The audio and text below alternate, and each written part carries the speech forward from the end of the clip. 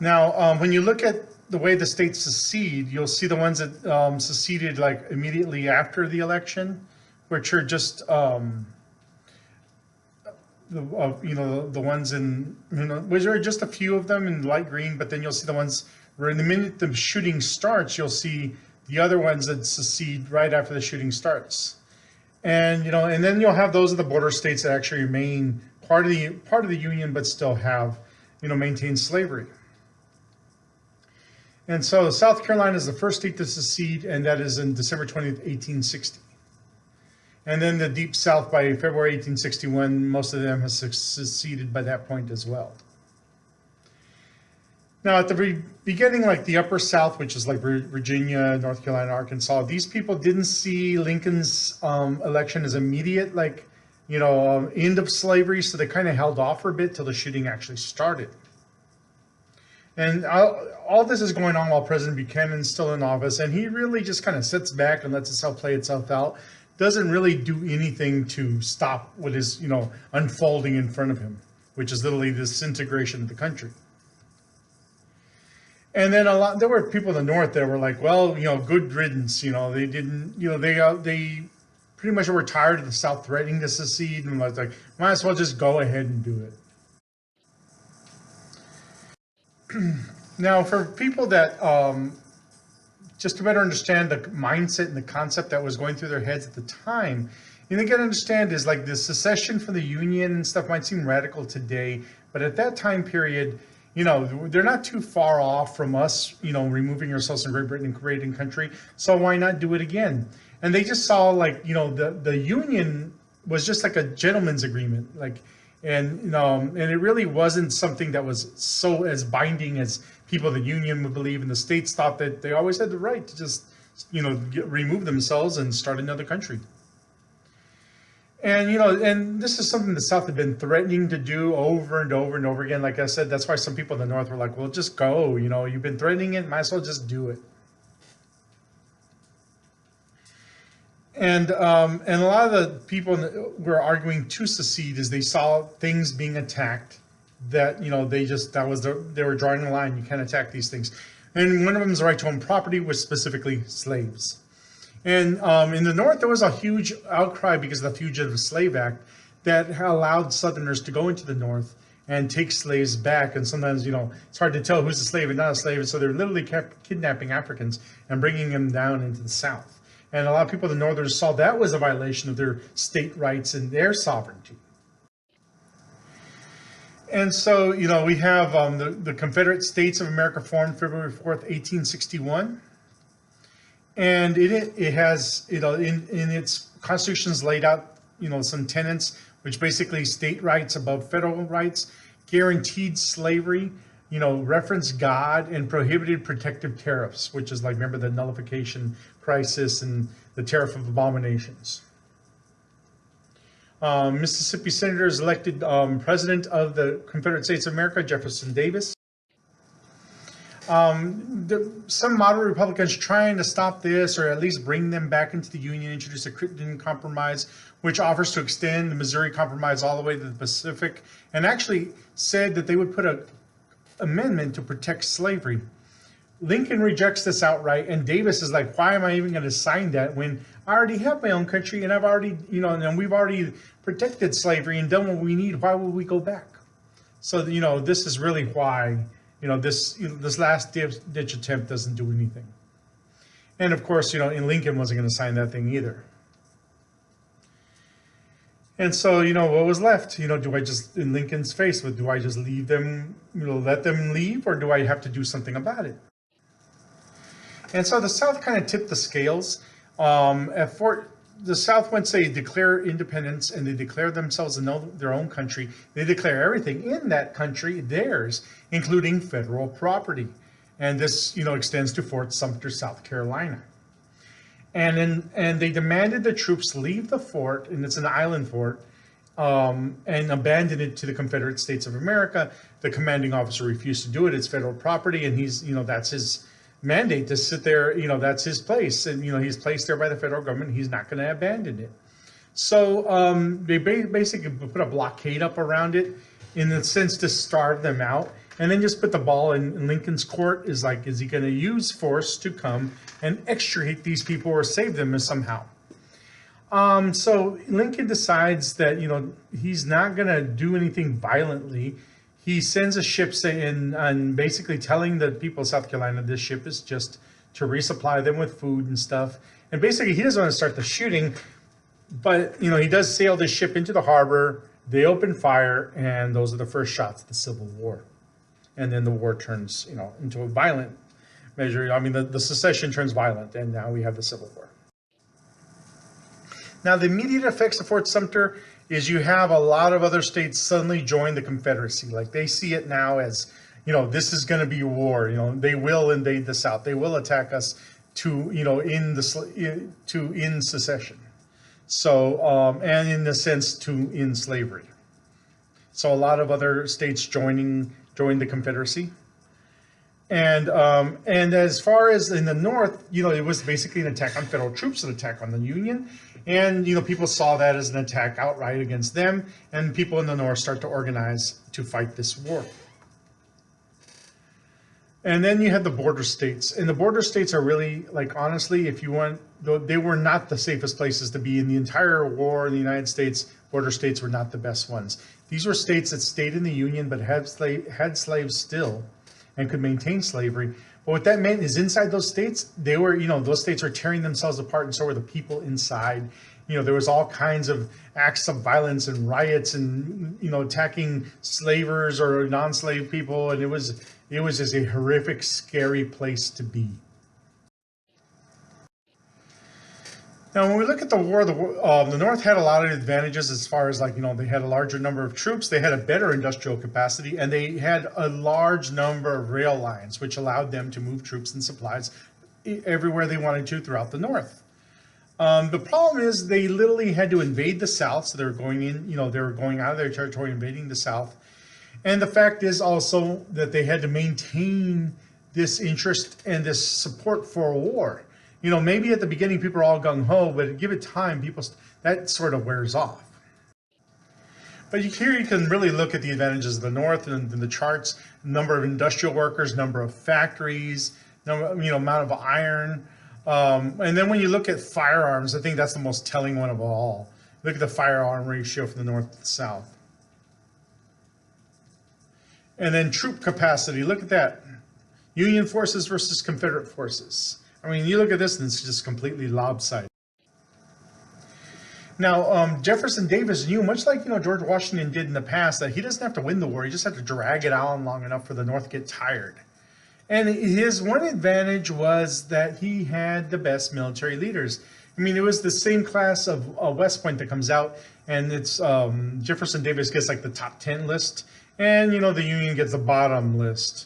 And also the South feels like, because of King Cotton, that they can get the support of England and France, who want their cotton to survive, and maybe they can get support from them to help fight the war. And, like I said, when you look at command structure, these are some of the top of the class of West Point. On the other side, not so great. Now, the North felt like, the South doesn't have much of a industrial capacity, and the biggest thing they have is cotton, and they're going to have to move that cotton out. So if that's their means of income, then we must stop it and strangle it in what is known as the Anaconda Plan, in which they encircle the South with the Navy and make sure those exports do not leave the South, so they can't get any kind of income from the North. And this was made by General Winfield Scott, who fought in the Mesoamerican War, but by this point he's super old. And so this was their plan was to, strangle them, make sure they couldn't get supplies, and then, whatever's left in there would have to last the war, and they knew it wouldn't. Another part of it is they needed to gain control of the Mississippi River. I mean, that was a main access point into America, and if you could control the Mississippi, you could cut the Confederacy in half. And the other object of the Northern Army was to invade and take the capital at Richmond. very early on, the first act, the more irony is the first person who was offered command of Union forces was actually Robert E. Lee. He was top of West Point. To this day, he's great. You know, he's the only one who graduates with a single demerit. It's actually his dream to be commander of the American Army. The only problem is, and it takes him like overnight, he struggles with it, is like, I just can't be on the battlefield and see my cousins on the other side. And so he resigns his commission and eventually gets, command of the Army of Northern Virginia. And George McClellan gets named commander of the Army of the Potomac. And George McClellan isn't one of the best generals. In fact, Lincoln goes through so many bad generals. A lot of them were really slow to act, and a lot of that came from this fear of Robert E. Lee. He had developed a great reputation in the Mexican War and so forth, that they were literally scared of him. Even though the North had all these advantages, they were always scared of him. In fact, George McClellan, when they're putting the army together and he wants him to go attack Lee, he was always delaying. I need a couple more months, a couple more weeks. And Abraham Lincoln referred to him as having the case of the slows. And a lot of his generals are so incompetent. It got to the point where Abraham Lincoln went to the Library of Congress, checked out books on war, and actually literally countermanded orders in the telegraph office.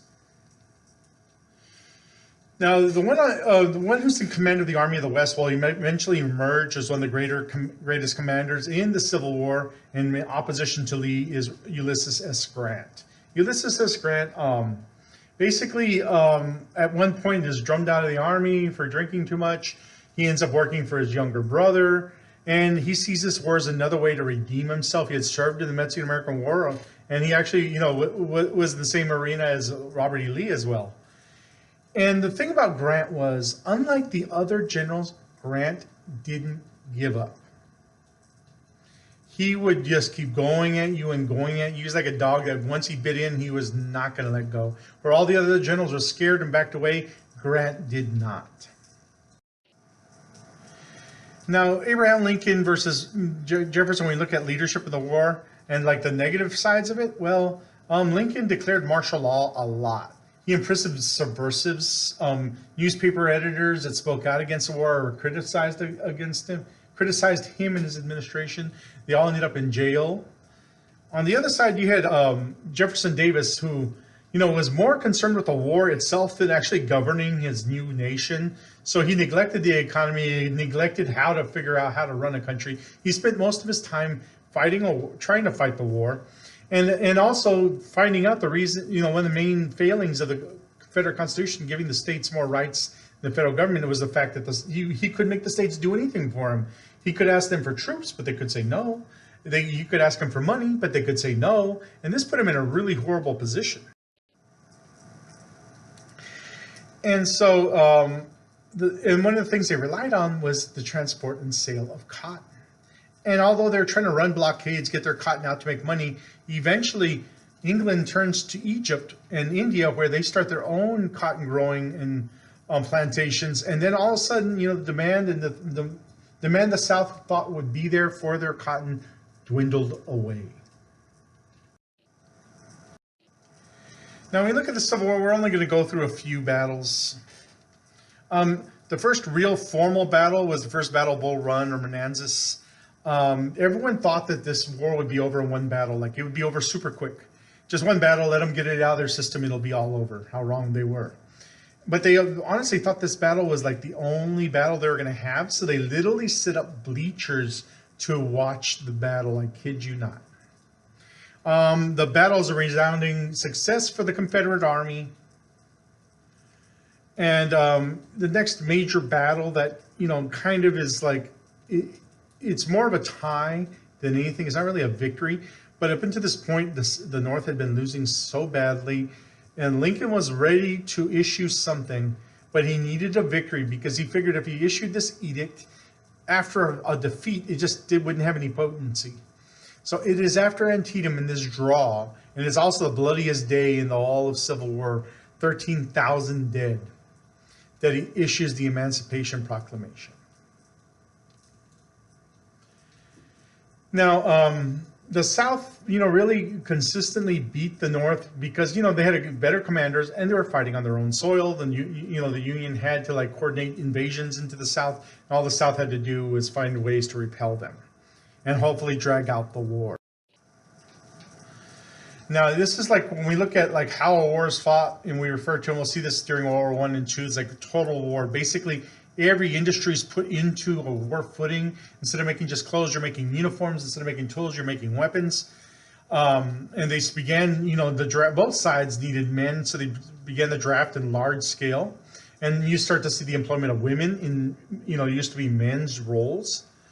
And then what's really funny about the battle, with the way the war is fought, is it starts off being fought like with Napoleonic tactics all lined up, but eventually it evolves almost to like World War I with trenches.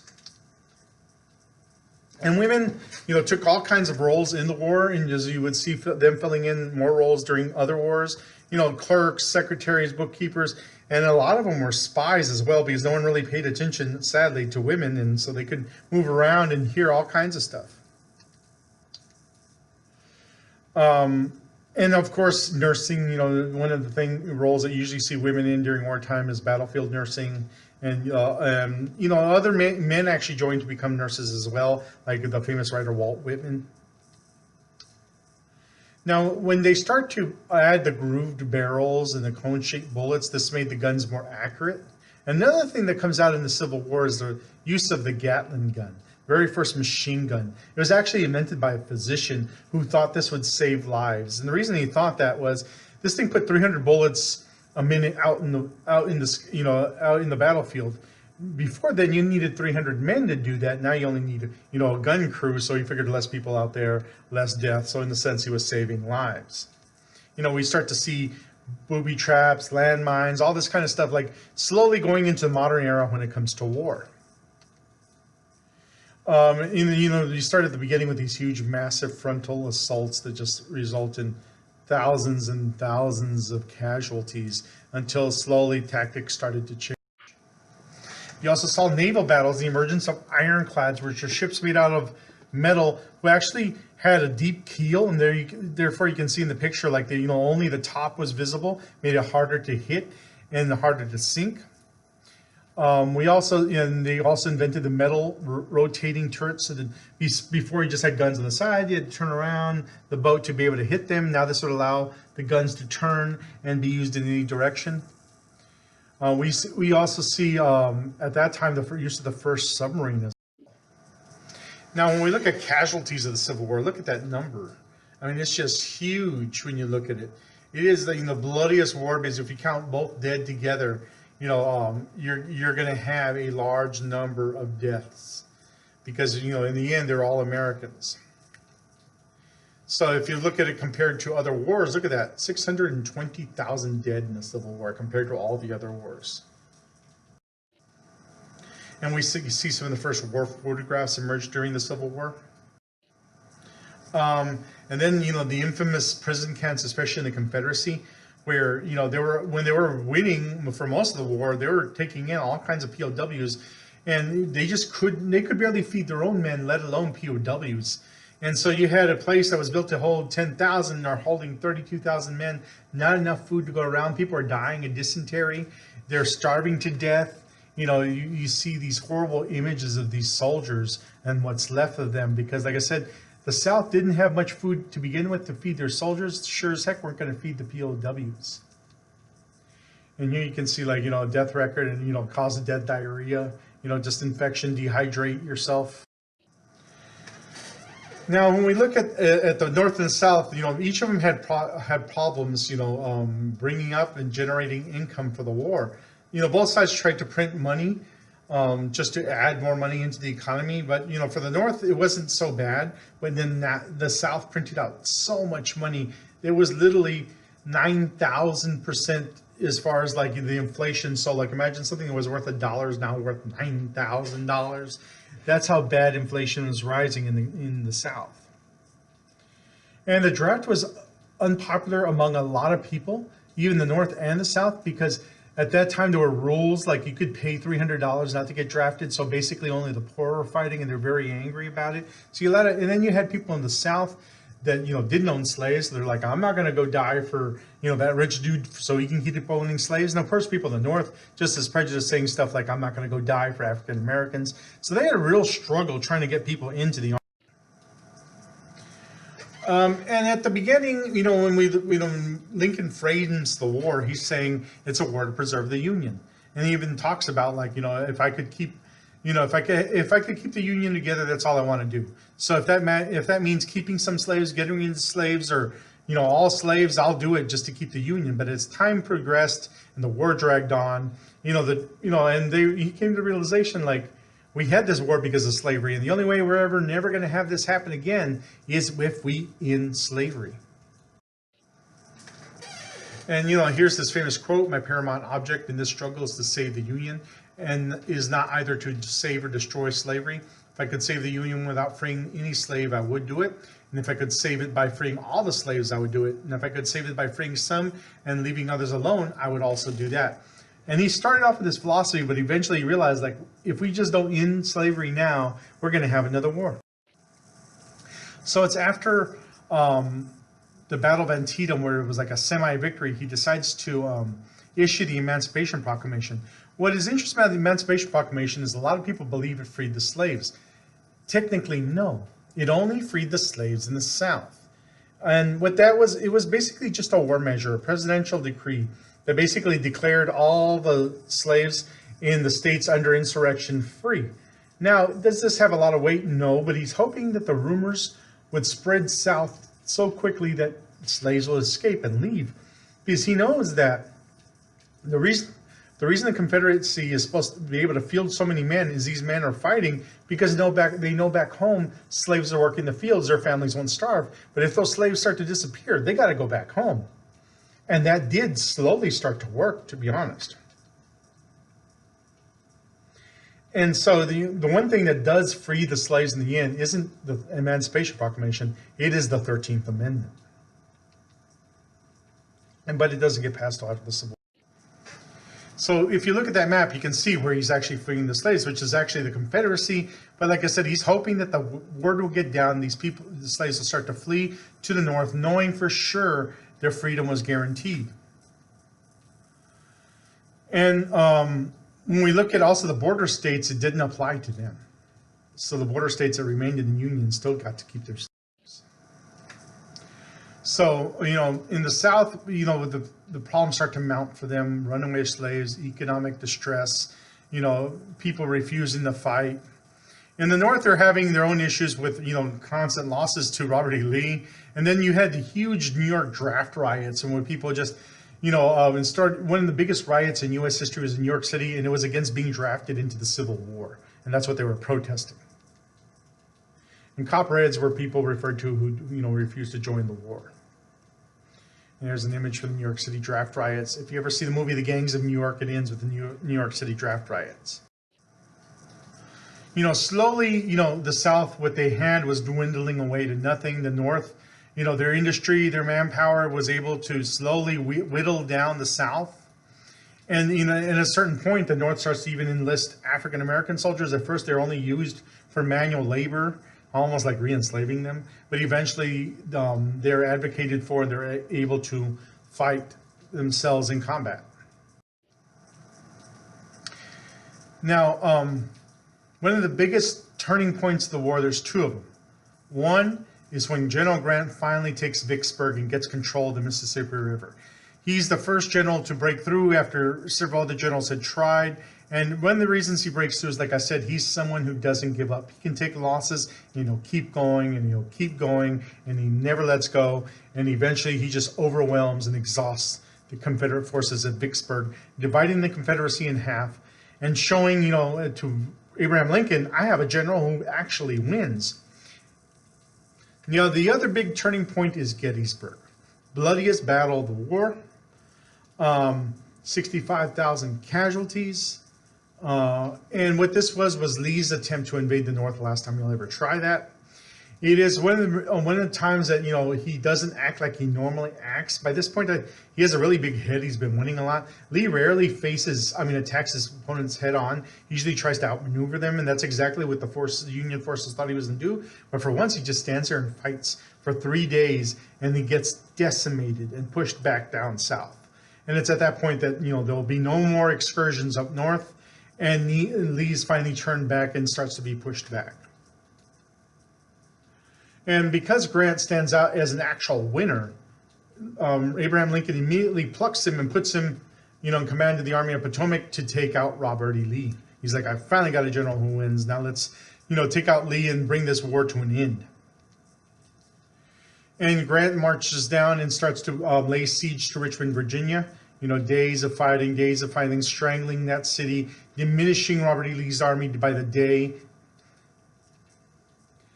And at the same time, coming down from Tennessee, William Sherman in his famous or infamous march to the South, where he takes his Union forces and he literally burns everything in his path. Sherman's like still hated in the South for the amount of destruction he waged in the South.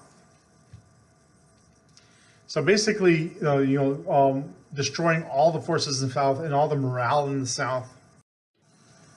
So it's after the Battle of Gettysburg that Abraham Lincoln does his famous Gettysburg Address, and which he addresses really the struggle that's been going on in the country, and he's looking to try to start talk almost in a sense reconciliation. What's this war going to look like as what's the world going to look like afterwards? And as this tide is turning for the Union, and in his famous words that we are here. That we here highly resolve that these dead shall not have died in vain, but this nation under God will have a new birth of freedom, and the government of the people, by the people, and for the people shall not perish from the earth. And he doesn't use a lot of words like enemy, he doesn't use the Confederacy, he's just generally talking about America as a whole.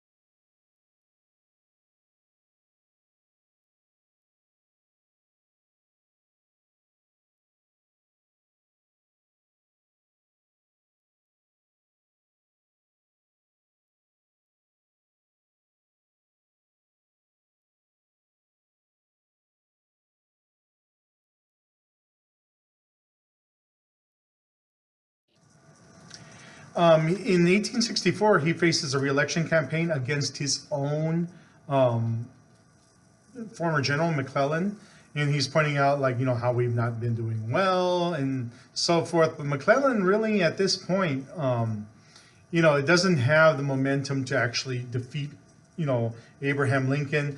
And by the end, it's actually the tide is turning toward the Union. And so here, of course, those in, the Confederacy don't vote, but here's the, how the breakdown happens with that presidential race, and Lincoln wins. In his second inaugural address, he really starts to talk about reconciliation. He starts to talk about peace, malice towards none, and charity for all, basically talking about how there'll be no mass hangings, which usually happens after a civil war. We're going to let them up easy is the words he gives his generals. And by 1865, the Union is pretty much in control of most of the South.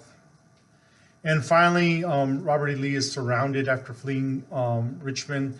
He's cut off and can't get resupply, and he's being encircled by General Grant and his army.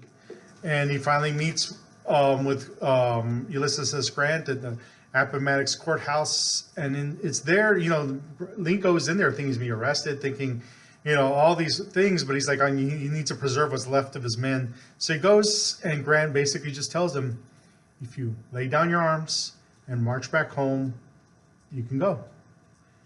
And Lee's really surprised at this. He kind of thought he was going to get hung or something, and he agrees to the terms and walks out of there. Grant even sends food through the lines to feed his men, and that's kind of how that the major proportion of that war comes to an end. And so, and Grant, even at that time, tries to talk to Lee and tell him, we met before Mexican American War, but like Lee didn't remember him too well. Lee was a higher rank, and Grant was a first lieutenant, so he's kind of like an underling. But that's kind of how, like I said, the majority of the war comes to an end. But shortly after, April 14th, 1865, Abraham Lincoln is assassinated by John Wilkes Booth in a theater. And things get crazy for a bit as to who's going to take office and what's going to happen. And a lot of people were asking for the South to just pay for all this, pay for the violence. But most Lincoln had already iterated to a lot of his generals and stuff to, as he said, let them up easy, no bloody work. The entire nation mourns his death. He led them through one of the greatest trials in American history. Now we look at the dead. Now 618,000 troops are dead. We had women for first time taking on roles that would later they would later do again in World War I and II, eventually using these roles as like a fight to get their right to vote. 13th Amendment in slavery, and then we start to see a big backlash once again against immigration and what we call nativism. And we'll get back into that later when we come in the next lecture. And one of the things that comes about because of the war is that, the primacy of the federal government will never be questioned again. And all of a sudden now they can go back to the original work of spreading out the borders out west. And so you have a series of acts that are passed, like the Homestead Act and Morrill Act, and land grants to railroad companies to expand the border out west. And we return to what we've been doing since we got, this 13 colonies is, fighting Native Americans to take their land. But that's all going to we'll talk more about that later.